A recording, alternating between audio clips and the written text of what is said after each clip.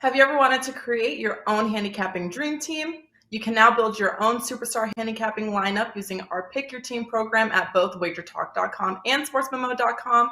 Even more exciting, until Sunday, January 16th at midnight, you can save 15% off your Pick Your Team using coupon code PYT15 when checking out. Dave Koken, Marco D'Angelo, and Ralph Michaels, John Ryan, Joseph D'Amico, and Rocketman. The combinations are endless, and you can choose up to 5 handicappers. You start saving once you choose any 2 handicappers of your choice, and you can pay as little as under $6 per handicapper. Who will make your dream lineup? Just go to WagerTalk or Sports Memo, click Pick Your Team, and personally hand select your handicapping roster. Don't forget, coupon code PYT15 will expire January 16th, so make sure to get your 15% discount.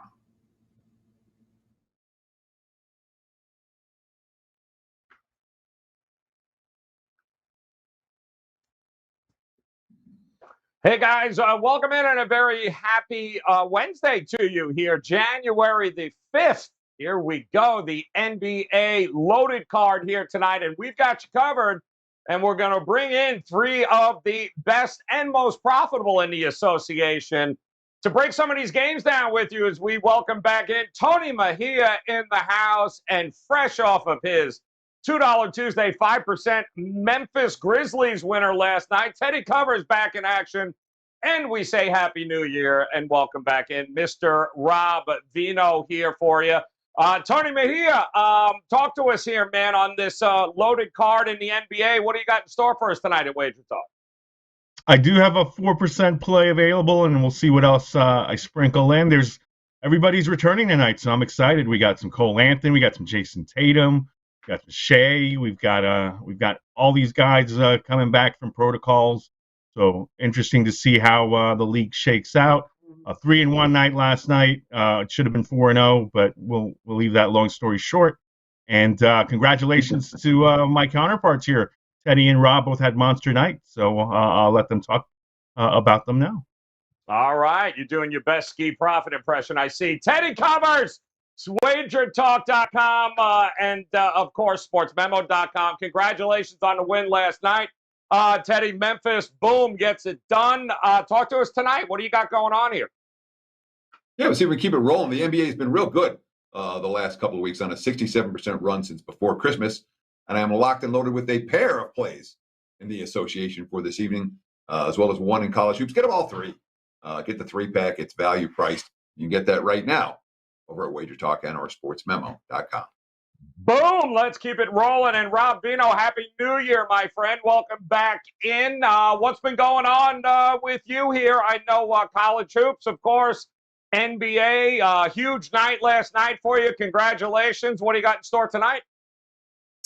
Yeah, Happy New Year to you guys. Back on the panel here, 4 or 5 days in. Tonight, we have a pair of 4% best bets up and available right now in the NBA. Last night was a real good night overall.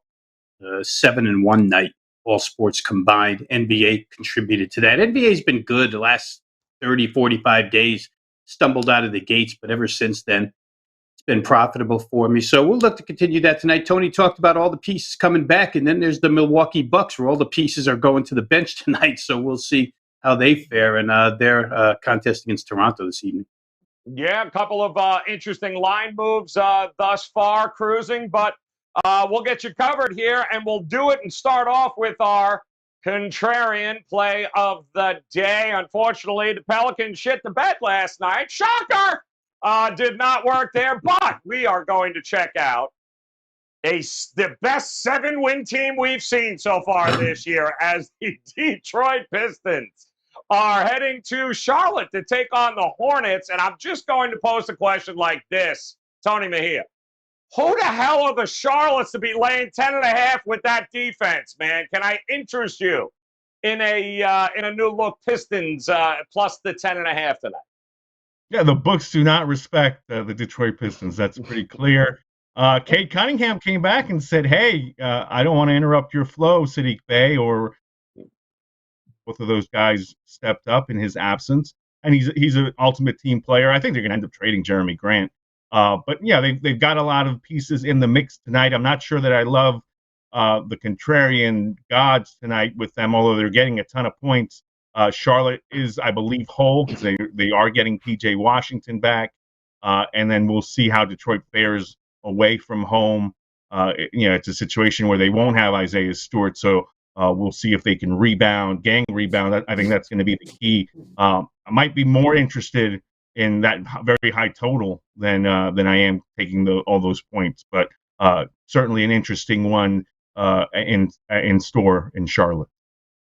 That big three for Detroit, Teddy. We saw them against Milwaukee, upsetting them. I mean, Bay, Cunningham, Diallo, they're on the floor here again tonight, and they seem to have found a little something here. Do you trust them getting 10.5 tonight? Well, with any handicap, you start with the favorite. At least that's the way I start with. I start with the favorite. And when we look at Charlotte this year, guess how many point spreads Charlotte has covered when they're laying more than 3 this season? For the full year. 3. 2. Oh, 2. Yeah, take the under 3. They've covered twice at -3 or higher. And we're in January right now. Okay. Teams that don't play defense can't lay double digits. Period. And I know they've been a good point spread team at home overall. They've been home dogs a lot. They've been short chalk a lot.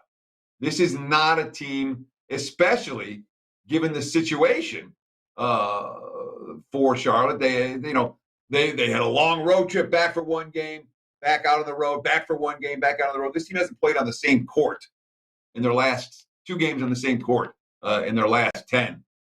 I can't lay doubles with them. So yesterday I did not drink the contrarian Kool-Aid, and I was glad I didn't.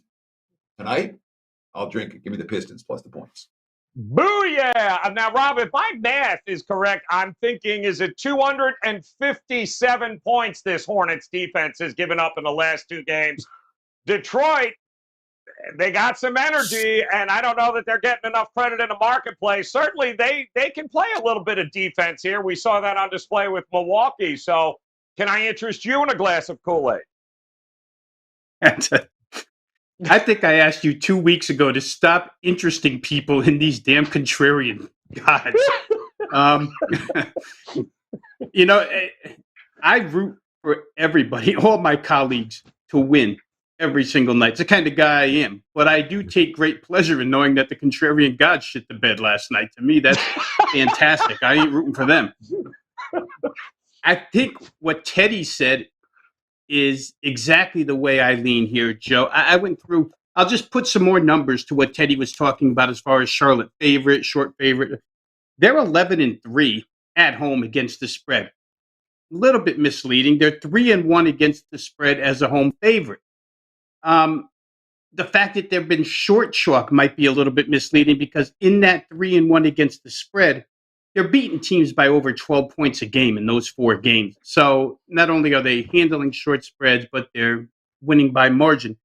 The other side to that coin, Detroit's 9-9 is a road dog. They don't win a lot straight up, but they certainly do cover. They lose their games by about 11.4 per contest, which is right around the number. As much as I love Charlotte, as much as I like their high-flying offense where totals are concerned, I don't think I could lay 10.5 with them in this game. These guys have pointed out the starting unit, as have you, Joe, for Detroit, and it's just as young. It's just as quick. They're just not as good shooting the basketball. I think they might shoot it well enough tonight to, sneak in under 10.5. So here I'll agree with the contrarian gods and take my shot with Detroit plus 10.5. Wait, hold on. The contrarian guards welcome you in. The gods say thank you very much, Rob Dino. Pistons plus 10.5 tonight, guys, against the Charlotte Hornets. Now we'll move on, of course, to our featured matchup here tonight. And this, what better than the Golden State Warriors heading to Dallas to take on Luka Doncic and the Mavs plus 5 as an opening number. And I'm seeing 4.5 starting to show up as well in the marketplace. 211.5 as an opening total, Teddy. Doncic back, and shocker, Dallas looks pretty good. They won both, although he's taken 78 shots. But hey, it's been positive here for Dallas. What do you think of their chances tonight at home against Golden State? Yeah, we're seeing a little bit of Mavericks money based on the Warriors injury report. They're not going to have Otto Porter Jr. tonight or Andre Iguodala either. And of course, there was some talk that Klay Thompson would be back. Not yet for Golden State. I'm going to look at the total in this game as opposed to the size. The Mavericks, they've gone under each of their last 4 games. All 4 opponents have been held to 96 points or less, playing defense. Of course, they didn't play any good offensive teams during that span. And of course, Dallas continues to play at the slowest pace in the NBA under Jason Kidd. They're number 30 out of 30 teams in pace rating. So that's why this total is as low as it is. When you play Golden State, all right, and you're like, all right, let's walk the ball up, you're already losing the game because the Warriors' half-court defense, second to none in the NBA this season. Jason Kidd recognizes that. This series has been all about high-scoring games. They went 3-0 to the over last year. Every game got to 240-plus. They're 8-2 to the over in the last 10 meetings. It's not like the Warriors aren't lighting up the scoreboard. They've hung 113-plus 5 times in their last 6, cashing 4 over bets in the process. And a Dallas team that has been playing as slow as any team in the NBA, the markets know it. That's why we've seen over money in this one. I expect the Mavs to pick up the pace at least a little bit tonight and not try to get in a half-court game with the elite Warriors defense. I like this game up and over the total. And again, we've seen two-way action on this total right now. You can still find 214s out there. That's the way I would look. All right, good stuff there. It hasn't. They haven't actually fared well at home as an underdog here, Rob. I'm seeing them as 1-5 against the number in that spot. Porzingis looks to be on the health and safety protocols here. Draymond back. What do you think here tonight about the Dallas Mavericks Golden State Warriors? Yeah, I think, Joe, these nights that are more than just a game, that are occasions, and this is going to be the biggest occasion of all, right? They're going to hang Dirk's jersey tonight. And these home teams, you just wonder if the energy isn't so much. You see it all the time where they come out and lay an egg. I know the initial line of thinking is the whole place will be fired up. Dirk's jersey's going up. Let's go win one for the Gipper, whatever. But a lot of times we see that doesn't happen. And I'm not sure that it's going to happen here. I'm not sure that it's not. They're just really tough handicaps when you have that much energy in a building right out the get-go or right out the opening tip. I think what's interesting about Golden State is that Luka basically manhandles smaller point guards. We've seen it time and time again. I mean, if we go back to that Clippers playoff series last year where he got Patrick Beverley, single-handedly got him benched because he could just back him down. But the Warriors, they're not going to guard him with Steph. They're not going to guard him with Jordan Poole. You probably see a lot of Draymond who can handle that body of Luka's. So I think maybe he gets limited a little bit here. Teddy talked about it, how they play so slow. It definitely correlates to when Luka's playing point guard. We've talked about it numerous times on this show, how slow their offense is when he operates, bringing the ball up. I don't know that they're efficient enough against this Golden State defense.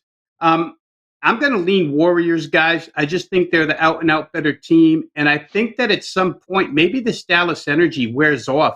Golden State's not going to be affected by it. The road team kind of loves to be in this type of situation, come in and wreck the party. Maybe they wreck the party here. There is no doubt, Tony Mejia, the Golden State Warriors are always going to be, especially now, overvalued in the marketplace. They're, I believe, 5-5 against the number over the last 10, 7-9 against the number since they actually lost to Phoenix back in November. And here we find them with 4.5, 5 out there. Are you willing to still back Golden State, even though they might be a little overvalued at this point? Well, Joe, those numbers are unfair because Draymond was out in the protocols. So, to me, he's as important to Golden State as Steph Curry, considering what he does as a facilitator, a rebounder, and a defender. So I think at this point, Golden State certainly doesn't care about your celebration, especially if it's post-game. It'd be fun. At least, Dallas fans will love Dirk, so they'll hang around for the duration. But it would be funny if they have to raise Dirk's jersey to the rafters after a 20-point loss.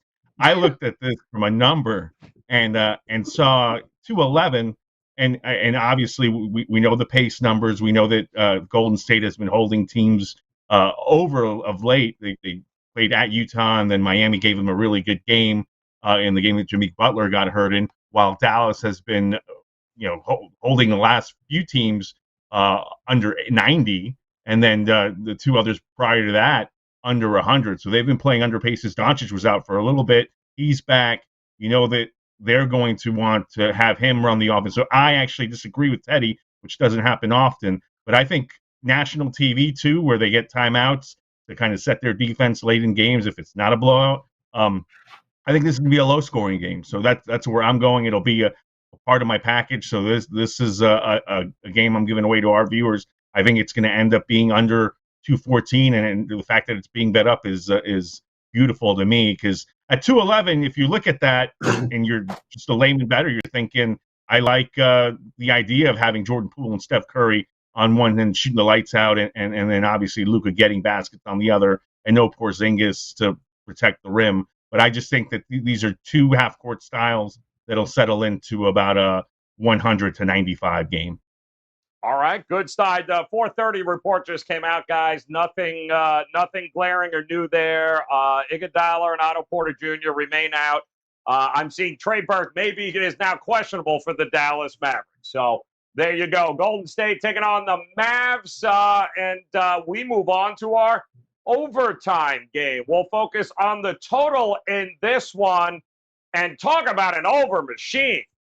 Atlanta taking on Sacramento. Now, Atlanta just devastated, obviously, by COVID protocols, but they do have Trae Young back. He drops 50. They still lose, but wow, do they go over the total here, which I guess is why, Rob Vino, this opened at 229.5, and we're sitting at 235.5 in spots now. So with these two teams, Sacramento last night against the Lakers, is this simply a over or not spot for you? Well, I don't know. We're in a different stratosphere now, Joe. We haven't talked too many games this year. These are the types of games we talked about last year, right? 235 to 240, and we had little separate subsets of ATS numbers where totals were concerned over under 240. Now we're getting back to that with this game. And it's funny, this game sat around 230 and a half for most of the day because Trae Young was on the injury report listed as questionable for quite a while with, I don't know if it's a back or he's tired or whatever it is, after hoisting up enough shots to score 56 points. But then once somebody got wind of him playing, it went up 5.5, 6.5 points. I saw 236.5 a little before we came on here. It's back down a little bit. Back-to-back nights for Sacramento. Obviously, they are a team that plays little to no defense either. They are pretty complete at this point in time as far as their personnel is concerned. They had everybody on the floor last night. 120, what was it, 122, 114. So they hit 236 with the Lakers last night, who are, I don't know, who's worse defensively, Atlanta or LA? Probably LA with LeBron at center. This Atlanta situation was really funny. The general manager of the team comes out on an Atlanta radio station and blasts himself for keeping this collection of talent together, for paying all these guys, thinking that as good as they were last year and as far as they made it last year, they could probably continue that run. And this year has been somewhat of a bust. And he's talking about breaking this thing up at the trade deadline here in some way, shape, or form. So I don't know what that locker room is like right now with guys maybe worried about, people getting traded. I'm going to say I'll lean under here just because I think it's gotten a little bit too high. I could see this game reaching the 230 mark, but we're talking about having to get to 236 to win. I'm not going to go that far. I'll say under the total here. All right, good there. You're right. We were talking a lot about totals at that point last year, Tony Mejia, right around this number.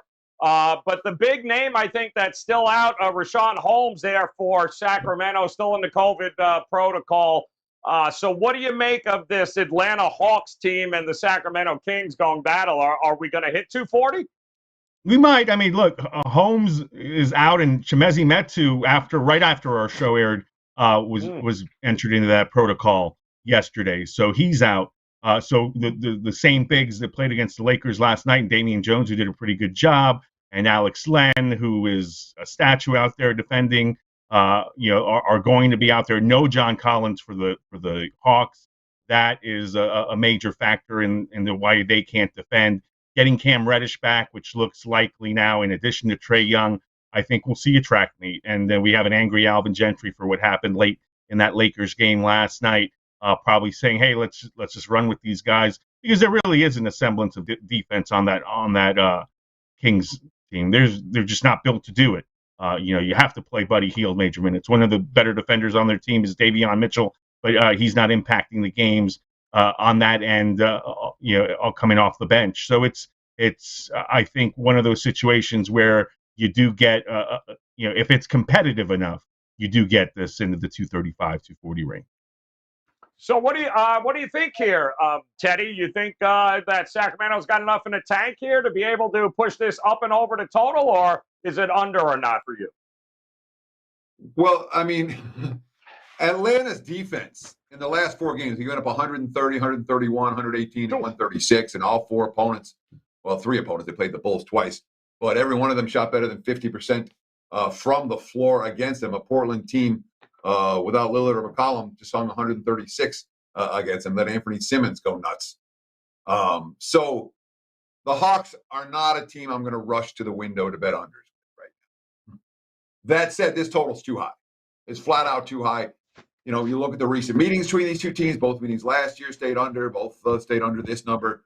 When we look at what these players, Buddy Hield's coming off back-to-back games where he hit 7 3-pointers.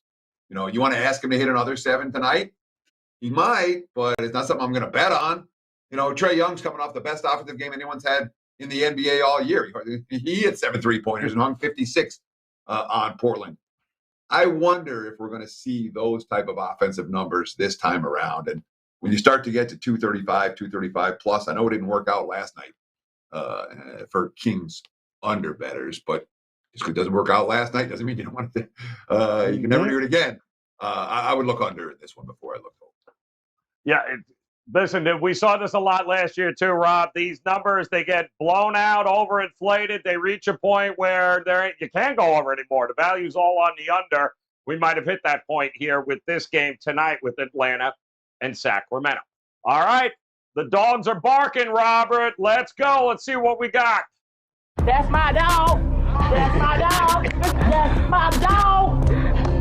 That's my dog. And anybody got to say anything, you let me know. That's my dog. All right, as a side note, our Feelers producer Robert would like me just to remind all of you the Houston Rockets are playing tonight as we take a look at the dogs here and looking at the Orlando Magic, Robert. So look at that, Rob Vino, 9.5, getting healthier. You got the Pistons, you got the Rockets, you got the Spurs, you got the Dallas Mavs, the Pacers, Thunder, the Raptors, the Kings, the Blazers, and the Denver Nuggets. So, Tony Mejia, kick us off here, man. Which one of these dogs you willing to make your own tonight? I'll take that healthy, 9.5 points with the Oklahoma City Thunder. Welcome back Shai Gilgeous-Alexander, Josh Giddey coming off a triple-double. Jeremiah Robinson-Earl back in the mix. It's a healthier Thunder squad that plays hard. I mean, they really haven't quit on games. And then Minnesota, I think there's an overreaction going on because it looks like Karl Anthony Towns and D'Angelo Russell will be back in the mix. And the Timberwolves have been playing shorthanded without them against the Lakers and the Clippers, and really giving more of it was a different look than you typically see from the Timberwolves. They had guys out there busting it on defense. Patrick Beverley was able to make more of an impact than he normally can with Russell out there. So we have to see how they mesh, and I don't think they mesh well enough to blow out the Thunder. So go ahead and give me all those points. All right, love it. Give them the points there as that continues to creep up Oklahoma City. And Teddy, a lot of different ways to approach this list. Which one of these dogs you willing to make your own tonight? I'm going to take my shot with the Detroit Pistons plus the 10.5 against the Hornets. We made a number of cases against Charlotte in this range. I talked a little bit earlier. They only covered 2 spreads all year when they're laying -3 or higher. Hornets ranked dead last in the NBA in defensive rebounding. They ranked number 27th in the NBA in half-court shot quality. This is not a team that is playing defense, and there are enough other weaknesses for Charlotte to make me very concerned about laying this number. Now, obviously, when we're talking about teams that have been impacted by COVID, there's a huge difference between teams that lose everyone versus teams that lose a handful of key guys. The teams that lose everyone, they're bet against all the way. The teams that lose a handful of guys have shown plenty of bet on because you have NBA players getting the minutes that other NBA players, as opposed to G League players getting those minutes. And we've seen that with Sadiq Bey stepping up for Detroit. We've seen that with Diallo, Hamidou Diallo stepping up for Detroit. I would be surprised if that duo plays well again tonight against a Charlotte team that's just laying too many. Give me the Pistons plus 10.5. There's your dog of the day. Boom! Love it. Detroit it is. Rob Vino, you are the last hope as the Rockets are staring at you there at plus 7.5. Oh, hell no. Who you going with here tonight, Rob? Who's your favorite dog on this list, Rob Vino? You know, if Texas Southern University wasn't so god-awful the other night, scoring 50 points, I would back Robert Harris and play the Houston Rockets here, but I played church league when I was 14 years old. I know how hard it is to get to 50 in 40 minutes. My goodness.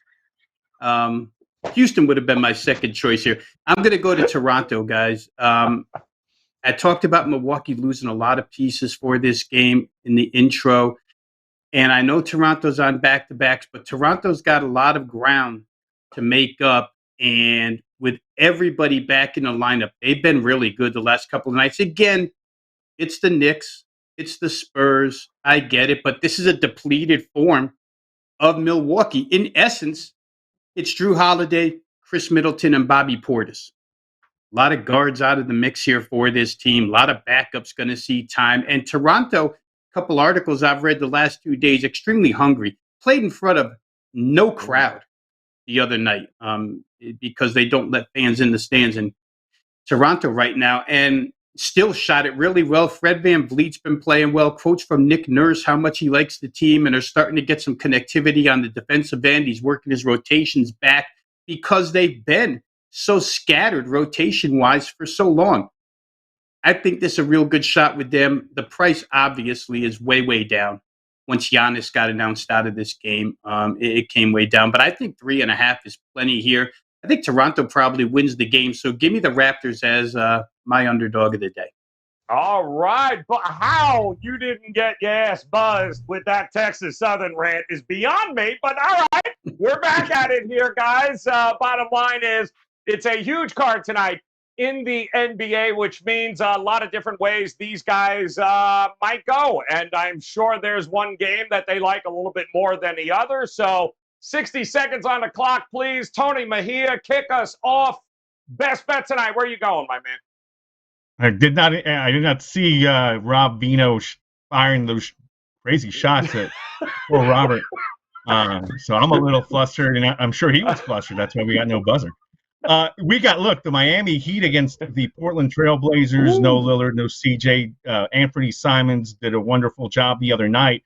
But I'm wondering if he's going to hit a wall because he came out and said, my grandfather just died. That was him doing that. And you're going to hit an emotional wall, I think, at some point. And it's Portland that doesn't defend whatsoever. We get an Omer Yurtseven against Yusuf Nurkic, big man matchup. And we have a Heat team that really has grown accustomed to playing without Bam Adebayo and Jimmy Butler this season and still has managed to put together a winning record. So I like their chances of going into the Moda Center and winning with Kyle Lowry and Tyler Hero leading the way. And since I have 7 seconds left, man, Mario Chalmers is back in the NBA, LeBron's favorite whipping boy. That's a celebratory moment, too. Yes! Give me the Heat. Love that. Love that. Miami called him first. All right, Teddy, talk to us here. What? And look, Teddy's breaking out in hives. You brought up Mario Chalmers. Go ahead, Teddy. 60 seconds on the clock. What do you got? Yeah, let's bring up that Memphis, Kansas finale one more time. That was so much fun for me. It's like the bad beats from 15 years ago. You still remember when you bring up Mario Chalmers' name. I appreciate that. Good times. That Memphis, Kansas NCAA tournament finale is one that, from a betting standpoint, probably the worst beat of my time here in Vegas. And, of course, I was on the wrong side of that. I'm not going to be on the wrong side of this one, even though me and Tony Mejia disagree. That would be Golden State and Dallas. We're going to look at the over the two teams, if you combined, I've got them at 25, 46, and 2 to the under this year, okay? Or 46, 25, and 2 to the under. They've both been dead nuts under teams, which is why this total is as low as it is. And I know the Mavs are trending under right now. They've been trending under the last couple of weeks. But when you're playing Golden State and that half-court defense, Jason Kidd knows full well, can't get into half courts. Give me the over in a game that I think the pace will be faster than anticipated. All right. Oh, I was going to say, now you buzz Teddy, but you don't, you know what, Vino, good luck here with this 60 seconds, because I don't know what the hell's going to go on here. Rob Vino, what do you got for us here tonight? Where's your best bet going? Here's where I smooth everything over with Robert Harris Jr. right now. And I go right back to Washington and play the Rockets and Wizards over the total, right? I mean, the suspended guys are back here. Kevin Porter Jr., Christian Wood didn't play the other night. Houston, I've said it before, and I'm probably not done saying it, but when you watch them, and again, it goes back to what Steven Silas said to start the year, play fast, shoot fast. It's all they do. And Washington showed the other night against Charlotte that when they play this style of team, they can get sucked into it. Their overall numbers would probably indicate to you that they're a lower scoring team this year, that they're a slower team this year, but styles make games, and Houston's going to bring that style to Washington. I don't think anybody's going to back down. Now, they don't have Spencer Dinwiddie tonight. I think this is the second game in a row that he's missed. Didn't make much difference in that Charlotte game. I think over 230, probably a little bit short. I'll play over with the Rockets and the Wizards. All right, there you go. And he didn't buzz you early. I'm shocked. There you go. He's going over. We're actually betting on the Rockets. What is going on? All right, here we go. one more time, the recap here, guys. Tonight with Tony Mejia, his dog, give me the OKC Thunder tonight, getting 9.5. His best bet, the Miami Heat, to take care of business in Portland tonight, while Teddy, he's looking at the Detroit Pistons getting 10.5 against the Charlotte Hornets. Who? The Charlotte Hornets are laying 10.5. We also have the Warriors Mavericks over the 214 number right now, while Rob Vino, his dog, Toronto tonight, get the 3.5 against a bit of a shorthanded Milwaukee Bucks team, while his best bet, Rockets, Wizards, no defense, plenty of points, over the 230. And our contrarian play of the day, also backing the Pistons, getting the 10.5. And just a quick reminder, guys, best bets are locked and loaded over at WagerTalk.com for these gentlemen. Head over to Tony Mejia's page. He told you about his best bets. Rob Vino's ready, as is Teddy, coming off a big night last night with his 5% Memphis play.